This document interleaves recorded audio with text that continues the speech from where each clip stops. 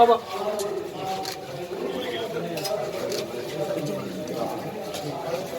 Sir ఇక్కడ రండి.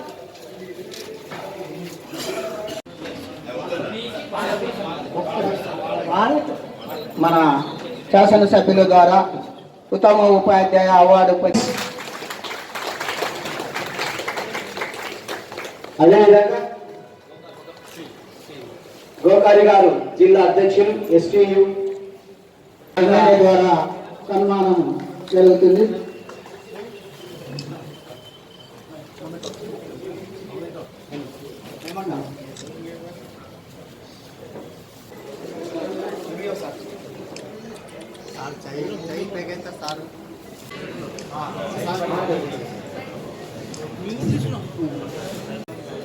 Next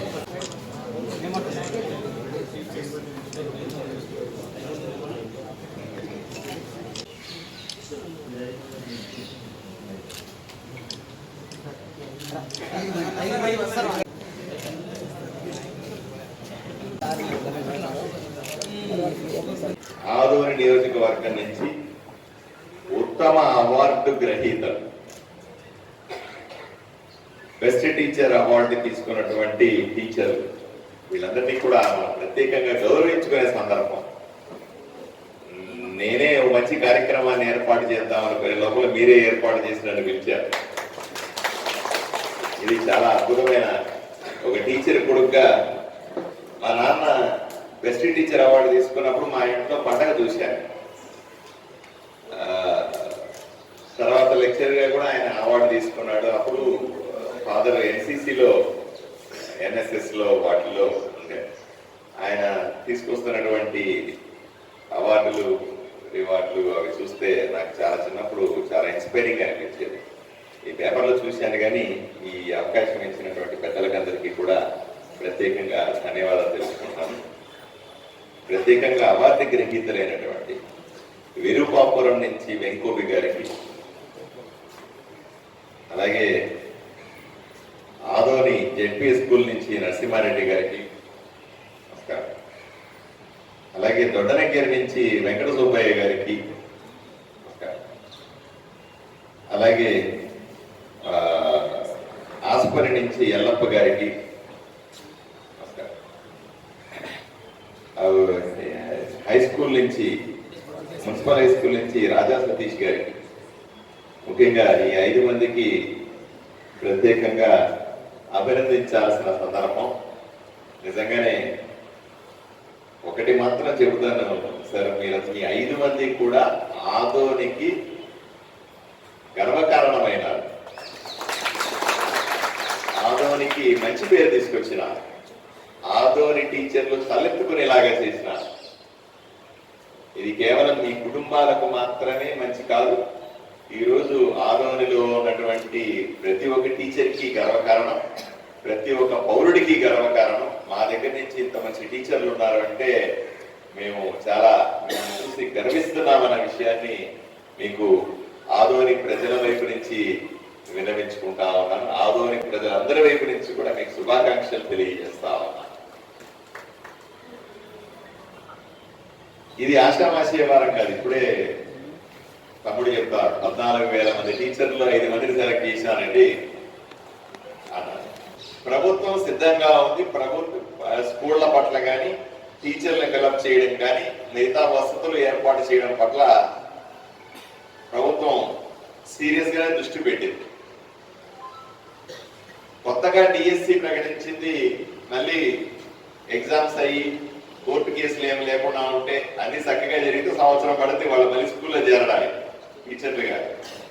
కనీసం ఈ సంవత్సరం అయినా సరే ఏదో రకమైన అడ్జస్ట్మెంట్లు చేసుకొని మీరే పక్క స్కూళ్ళకి వెళ్ళి, స్కూల్ లేని చోట, ఉపాధ్యాయులు లేని చోట, మొన్ననే చంద్రబాబు నాయుడు గారు ముఖ్యమంత్రి గారు విద్యా వాలంటీర్లు కూడా పెట్టుకోండి అవసరమైతే అని పర్మిషన్ ఇచ్చినట్టున్నారు.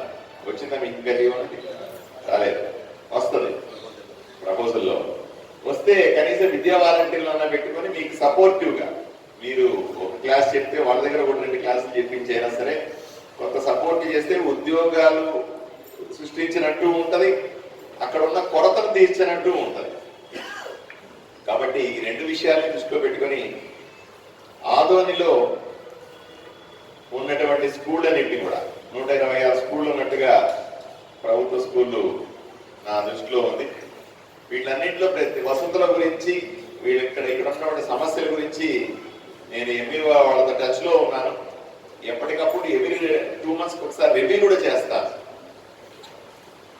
సడన్ గా విజయవాడ వరదలు రావడం, అక్కడ అడ్మినిస్ట్రేషన్ అంతా ఇరుక్కుపోవడం, విజయవాడలో ఉన్నటువంటి ఆఫీసర్ని మనం కదిలించలేకపోవడం, ముఖ్యమంత్రిని ఉప ముఖ్యమంత్రి గారిని ఏం గట్టిగా మంత్రుల్ని గట్టిగా ఏం అడగలేకపోవడం కూడా ఇప్పుడు వచ్చిన సమస్య నాకు. లేకపోతే నేను విజయవాడకు పోయి మీరు చెప్పిన డిమాండ్ అని పెట్టి వాళ్ళని సతాయిద్దును, ఏదో రకంగా సాధించుకొని వద్దును. కానీ అక్కడ కూడా సమస్య ఉంది. వరద బాధితుల కోసం నేను జోలు పెట్టి తిరుగుతా ఉన్నాను. ఇప్పుడు మీరు చూసారా లేదా సోషల్ మీడియాలో తిరుగుతా ఉన్నాను. చాలా మంది వచ్చి ఉదారంగా వాళ్ళు సాయం కూడా చేస్తా ఉన్నారు.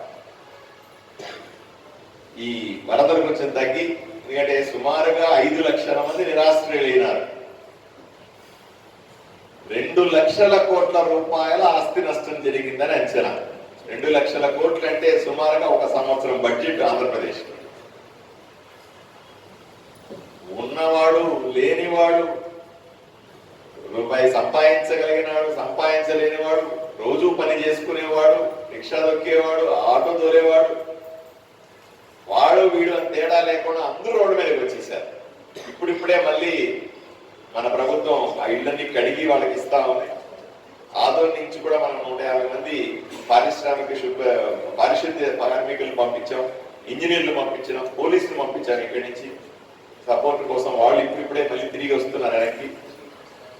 పరిస్థితులు చక్కబడంగానే ఇక్కడున్న స్కూళ్ల పరిస్థితి గురించి, ఇక్కడున్న ఉపాధ్యాయుల కొరత గురించి, ఇక్కడ మీకున్న సమస్యల గురించి తప్పనిసరిగా ముఖ్యమంత్రి గారి దృష్టికి, ఉప ముఖ్యమంత్రి గారి దృష్టికి తీసుకెళ్తాం.